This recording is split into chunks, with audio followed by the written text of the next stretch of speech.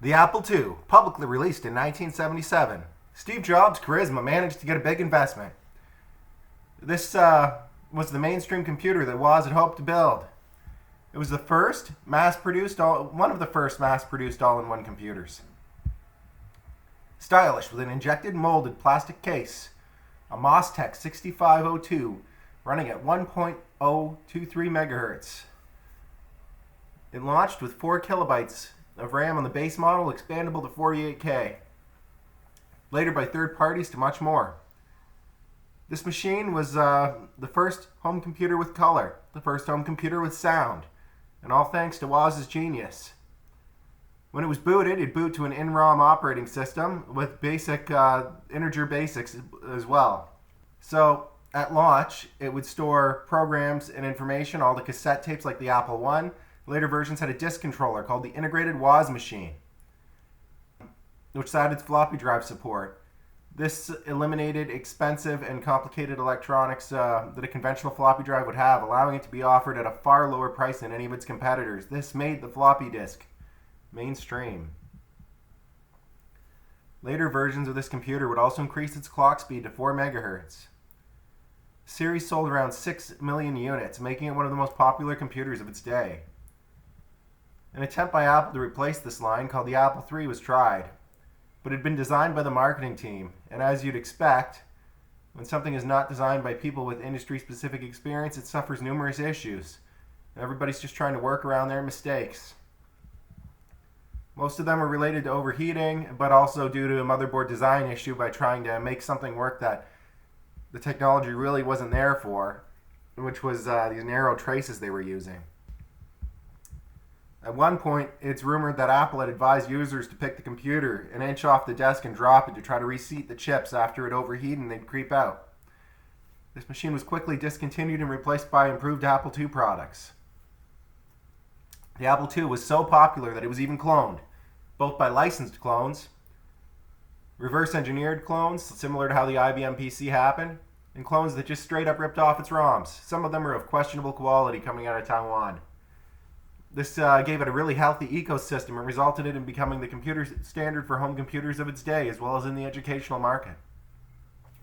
Soft cards that gave it an 80-column graphics mode and let it run CP/M-oriented business software, made it, with a dedicated second Z80 processor, made it the unquestioned leader of its day. During this time, the Apple Lisa, followed by the Macintosh, had also launched. The Lisa ended up being a gigantic flop, and the Macintosh also was a flop. The Macintosh shipped with barely enough resources to run its operating system, let alone third-party software. It was so bad that for its demonstration on its launch, they had to use an unreleased 512 kilobyte model, just so that it could run the demonstration software. The Apple II kept outselling it. So the Apple II team had a secret weapon, the Apple II GS, graphics and sound. This machine could support 4,096 colors at the same time, where the IBM PC, when it got CGA, was limited to I think around 4 at the same time and 16 for the color palette.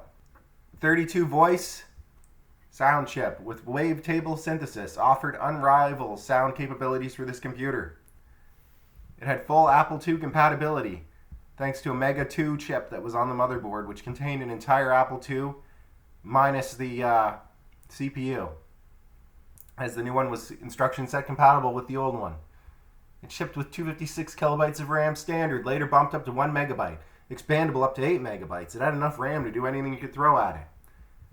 It also featured a macOS-like graphical color user interface that was nearly identical to what was found on the Mac, but in color. It even featured ADB, Apple Desktop Bus, the standard that all later Macintoshes would use for their expansion devices, such as keyboards and mice and modems. This machine had full network support as well. It was truly positioned as a PC killer. This machine was positioned to be the new standard that could take on the IBM PC head-on for both home and business use. However, it had a serious issue. Management feared that it was faster and better than the Macintosh. Its CPU, offered by WDC, up to 14 megahertz, was faster per clock than the Motorola 68K as well, despite it being 16-bit internally, and with only a 24-bit memory bus. So where the Motorola 68K was 32-bit internally and 16-bit externally. This machine could be twice as fast as the Macintosh effectively, and it was far cheaper. So a decision was made early on to limit its clock speed to 2.8 megahertz by the management. If there were two things that always seem to go wrong for Apple, it's when non-technical management or marketers get involved in the design decisions. So this effectively limited this machine to not having a big future by being a rather sluggish, slow machine.